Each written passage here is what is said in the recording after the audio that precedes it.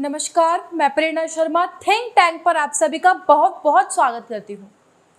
आज के हमारे इस वीडियो में हम जिस मुद्दे पर बात करने वाले हैं कि क्या नुपुर शर्मा और जो पूरा ये जो विवाद हुआ, जिस तरीके से देश में उठापटक हुई, हंगामा हुआ और जिस तरीके से जो जो घटनाएं हुई हैं, क्या वो सारी घटनाएं, क्या वो सब कुछ क्या सिर्फ एक बहाना था? और जो रियल वजह थी, रियल रीजन, असल वजह जो अब निकल के सामने आई है, क्योंकि जो बातें हमारे सामने आ रही हैं धीरे धीरे, वो देश के लिहाज से बहुत ज़्यादा गंभीर हैं। यदि कोई इस देश में 2047 तक कहे कि वो यहाँ पर इस्लामिक राज कायम करना चाहता है, या कोई व्यक्ति ऐसा बात कहे कि इसे इस्लामिक राष्ट्र बनाना चाहता है, तो सोचिए ये कितनी डरावनी सोच है और उसके आसपास के लोगों की। अच्छा, आज ही हम क्यों कह रहे हैं और आज हमें ही क्यों समझना चाहिए कि नुपुर शर्मा केस में हुआ क्या? इसमें एक एक बिंदु को जोड़ना होगा हमें, एक एक सतह को। जिस तरीके से नुपुर शर्मा ने टीवी डिबेट पर बयान दिया, खत्म हो गई, उस पर किसी प्रकार का कोई हंगामा नहीं हुआ। लेकिन उस डिबेट में एक कुछ चुनिंदा जगह, सिलेक्टेड पोर्शन निकाला, नुपुर शर्मा ने क्या कहा ये दिखाया गया, उसको भड़काया किसने, वो सब चीजें काट दी। नुपुर शर्मा के बयान को दिखाया गया, नुपुर शर्मा के लहजे को दिखाया गया, लेकिन उसने क्या कहा, क्यों कहा और किस लहजे में कहा, वो नहीं दिखाया गया। और वो जो वीडियो था वो इतना वायरल हुआ, इतना भयंकर वायरल हुआ, और वो बहुत ज़्यादा यदि भड़काऊ होता तो वो जब डिबेट हुई थी उसी दिन वायरल होता, उसी समय वायरल होता। उस दिन वायरल नहीं हुआ, वो अपने आप ही वायरल हो जाता, लेकिन किसी एक फैक्ट चेकर ने वो बाद में वायरल किया। नुपुर शर्मा ने जो बात बोली है उसके फैक्ट्स बताए बिना ये दिखाया गया कि देखिए नुपुर शर्मा ने क्या बोला, गुस्ताखे नबी की शान में ऐसी ऐसी बात कही, उसके बाद सर तन से जुदा, जुम्मे की नमाज के बाद मुसलमानों की भीड़ का इकट्ठा होना, पथराव होना, इस तरीके की कई तरीके की चीज़ें देश में हुई। उसके बाद आखिर में जाकर जोधपुर, उदयपुर में देश भी काट दी, किसी की गर्दन भी काट दी गई, कन्हैया लाल की। अब किसी को पता नहीं था कि हिंदू एकजुट होकर खड़ा हो जाएगा। सरकार भी एक्शन लेने लग गई, बहिष्कार होने लगा, अजमेर शरीफ लोगों का जाना बंद होने लगा। अब इसका परिणाम क्या हुआ कि लोगों ने अमन की बातें करनी चालू कर दी, लेकिन इसके पीछे एक भयंकर साजिश चल रही थी जिसके तहत ये सब हुआ। और नुपुर शर्मा को सिर्फ एक बहाना बताया गया, मतलब नुपुर शर्मा को बहाना बनाकर ऐसी बड़ी साजिश को अंजाम देने की कोशिश की जा रही है जो इस देश के लिए बहुत ज़्यादा हानिकारक है। सरवर चिश्ती का बेटा आदिल चिश्ती, उसका एक वीडियो वायरल हुआ जिसमें वो हिंदू देवी देवताओं का मजाक बना रहा था कि गणेश कैसे हो सकते हैं, हनुमान जी कह सकते हैं, ये तो इंसान है ही नहीं, ये तो मतलब इतनी घटिया बातें उन्होंने कही। विष्णु के इतने रूप कैसे हो सकते हैं, 333 करोड़ देवी देवता हैं, 33 करोड़ नहीं है, कोटि होता है, कोटि का मतलब प्रकार होता है, लेकिन तुम घुसी क्यों रहे हो हमारे? कहते हैं ये लॉजिक है क्या? तुम्हारे धर्म का क्या लॉजिक है? तुम क्यों घुसते हो हमारे धर्म में? आके बैठी आमने सामने लॉजिक बताते हैं, लेकिन तब तुमसे बर्दाश्त नहीं होगा। हमारे धर्म का लॉजिक आप जबरदस्ती बता रहे हैं, कोई पूछ नहीं रहा है। अब जब इस पूरे बयान पे हंगामा हो गया तो बोल रहे हैं कि मेरा इंटेंशन किसी की धार्मिक भावनाओं को ठेस पहुंचाना नहीं था। अब अगर इंटेंशन नहीं था ठेस पहुंचाना तो ज्ञान दे ही क्यों रहे थे? तो फिर तुम्हें क्या मजाल हुई, तुम्हें क्या आन पड़ी कि तुम हिंदू देवी देवताओं के बारे में ज्ञान दोगे? बोला ही क्यों? और अगर यही बात कि तुमने कह दिया धार्मिक भावनाओं को आहत करना मकसद नहीं था, तो ये बात तो नुपुर शर्मा कब की कह चुकी है। लेकिन नुपुर शर्मा की माफ़ी, बीजेपी के एक्शन किसी को भी कायम नहीं रहने दिया। अभी क्यों हुआ ये सवाल इसीलिए बहुत बड़ा है क्योंकि पटना से ये खबर आई है, सेंसेशनल PFI, क्योंकि एक खबर ये आई पटना से। Sensational PFI is mega plot to establish Islamic rules in India by 2047. 8-page documents exclusive. ये पटना में जो पुलिस है उसने 2 लोगों को हिरासत में लिया और उनके पास से 8 पन्नों का एक डॉक्यूमेंट्स निकला जो पुलिस कह रही है उसमें PFI का भी नाम था। और पुलिस का ये कहना है और उन पे एलिगेशन ये लगे हैं कि पीएफआई का प्लान ये था डॉक्यूमेंट के अनुसार कि 2047 तक भारत में इस्लामिक राज्य स्टैब्लिश करना है, स्थापित करना है। और जो 2 लोग पकड़े गए हैं उसका नाम है अथर परवेज और मोहम्मद जलालुद्दीन। और ये जलालुद्दीन जो है ये झारखंड के रिटायर्ड पुलिस ऑफिसर हैं और परवेज जो है ये इस इस्लामिक स्टूडेंट ऑफ इंडिया उस ऑर्गेनाइजेशन का सदस्य रह चुका है। तो इन 2 लोगों को गिरफ्तार किया गया, लेकिन उस 8 पन्नों के डॉक्यूमेंट में क्या बातें लिखी गई हैं पहले आपको वो बताते हैं। इसको समझना बहुत जरूरी है। इसमें लिखा हुआ है Here comes India 2047. We dream a 2047 where the political power has returned to the Muslim community from whom it was unjustly taken away by the British Raj. मतलब कि इनका कहना है कि हम ऐसे 2047 की कामना कर रहे हैं जहां पर राजनीतिक ताकत मुसलमानों के पास आ जाएगी, वही ताकत जो मुसलमानों के पास थी और अंग्रेजों ने छीन ली थी, ले ली थी। छीनी नहीं थी, अंग्रेजों ने तुमसे हरा दिया था, उसके बाद मुगलों को हराया था। जो अपने आप को मुगलों का वंशज मानते हो, यही अपने आप में एक बहुत बड़ी दुख की बात है।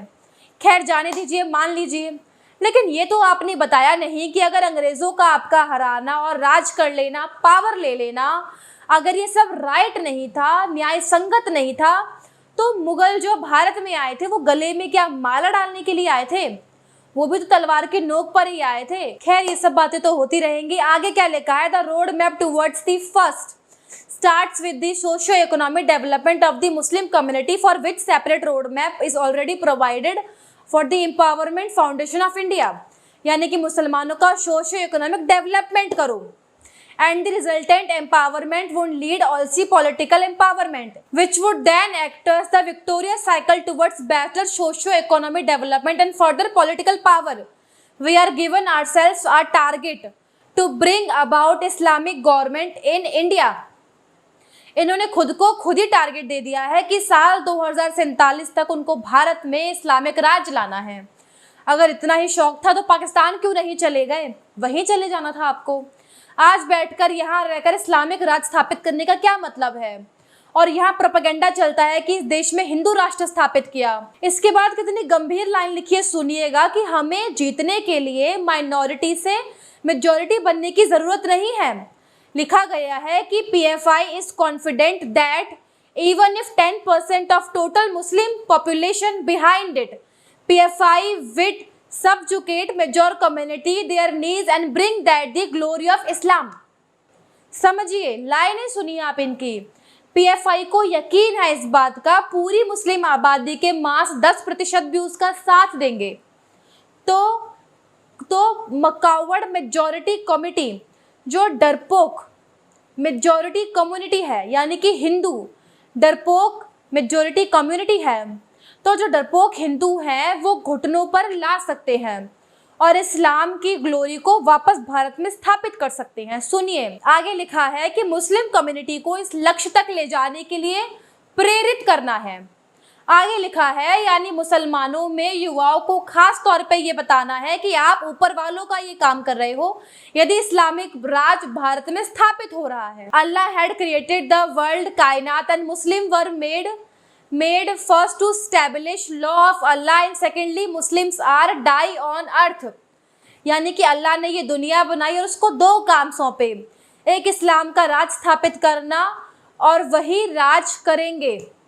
Always be kept in mind that the rule of Islam has to be established।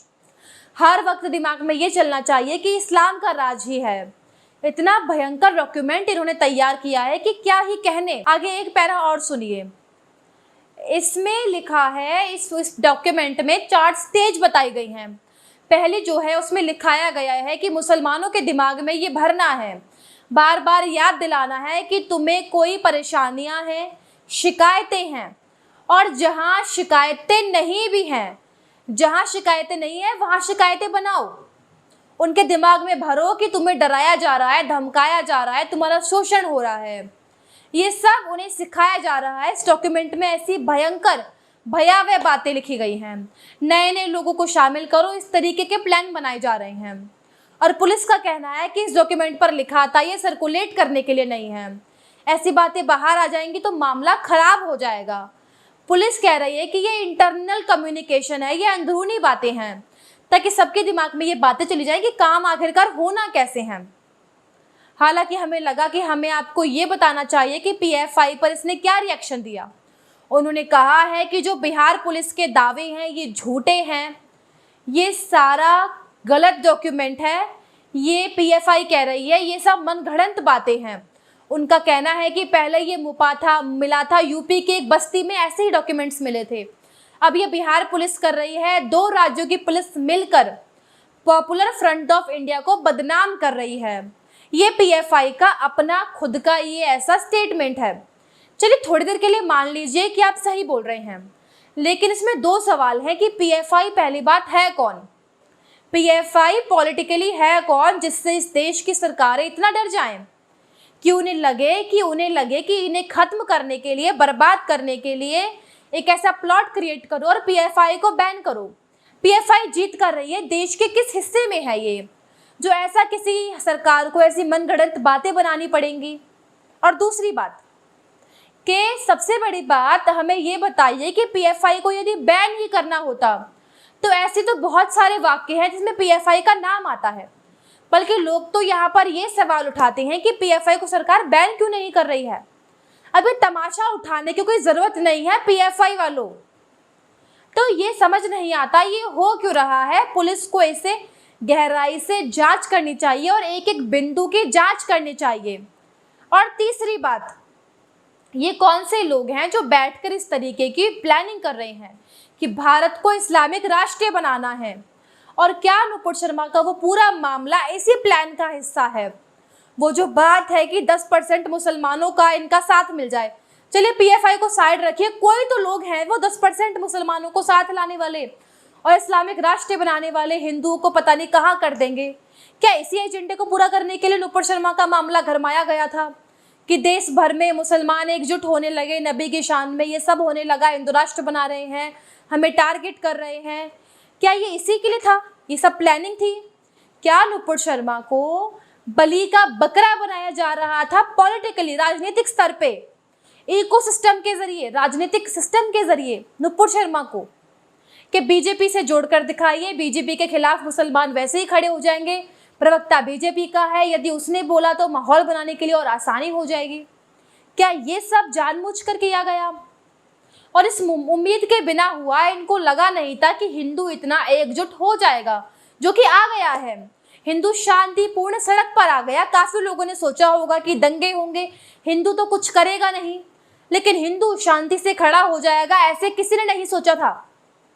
दंगे होने की बजाय यहाँ पर अजमेर शरीफ से बॉयकॉट कर दिया, आर्थिक बहिष्कार हो जाए, इन सब चीज़ों की इन्हें उम्मीद नहीं थी।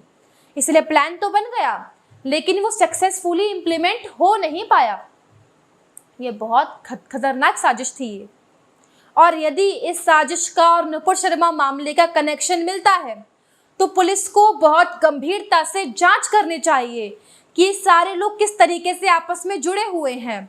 और ये मिशन 2047 जो है उसके तहत नुपुर शर्मा का केस खड़ा किया गया है, जबरदस्ती बनाया गया है। इसकी जांच होनी चाहिए बहुत गंभीरता से, NIA को जांच करनी चाहिए, देश की सरकार को जांच करनी चाहिए, और बिहार पुलिस को, साथ ही PFI को बैन क्यों नहीं किया जा रहा है, इस सवाल का जवाब भी देना चाहिए। लेकिन आज के लिए बस इतना ही। आपकी क्या सोच है ये सब हमें कमेंट करके ज़रूर बताइएगा। तब तक ऐसे ही रिपोर्ट्स जानने के लिए जुड़े रहिए हमारे साथ थिंक टैंक पर। नमस्कार।